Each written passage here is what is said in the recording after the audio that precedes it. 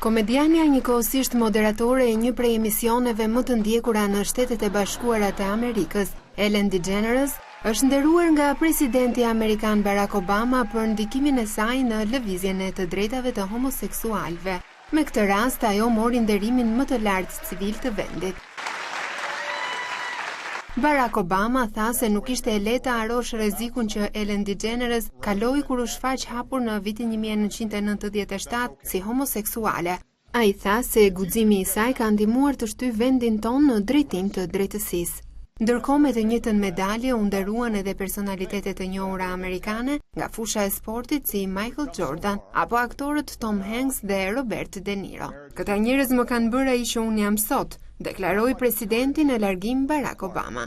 Medalja që vlerëson kontributin e dhënë në kulturën amerikane, sigurinë dhe interesat ndërkombëtare, është më e larta që një person mund të marrë, së bashku me medaljen e artë të Kongresit.